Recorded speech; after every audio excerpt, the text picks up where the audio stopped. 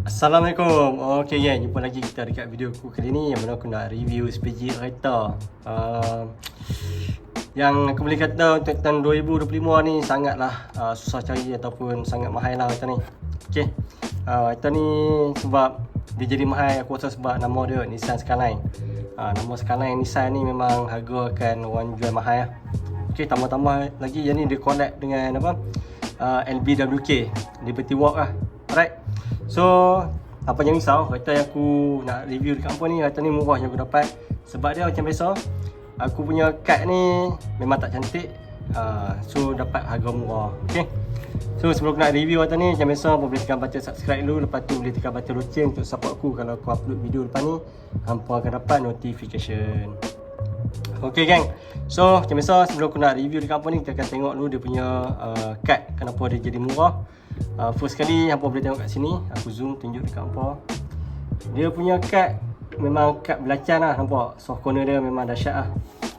Belah kanan kiri sama, macam aku rasa kereta ni macam mereka rendam dalam banjir lah, nampak. Lagi satu dia punya kad dia macam belacan. Tu nampak, macam kena gigit anai-anai. Tu. Tapi aku tak kisah benda ni sebab dia kereta dalam perfect. Kereta dalam perfect, luaran saja yang teruk.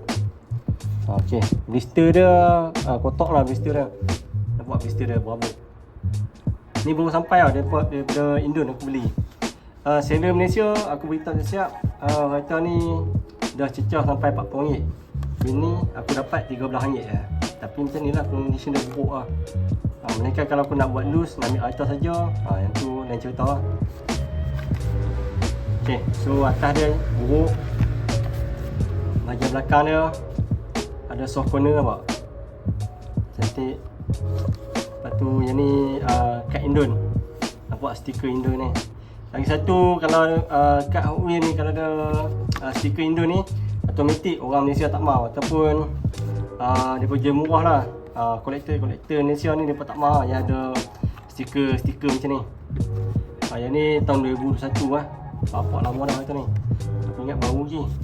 Patut harga lemah kan. Tu yang ni J Import lah. Yang ni logo J Import. Oh ni J Import. So jom aku review kereta ni. Kereta ni nama dia Nissan Skyline 2000 GT RWK, LBWK. Okay, yang ni Liberty Walk. Dia ada banyak version kan. Cuma yang ni beza dia white body, nampak. Dia white body. Lepas tu ada logo Liberty Walk. Color biru lah, biru turquoise lah. Dari segi detail dia, belakang kosong. Okay, atas dia kosong juga. Cuma ada stiker LBWK dekat bahagian cermin. Detail depan cantik, ada lampu. Tapi still kosong lah.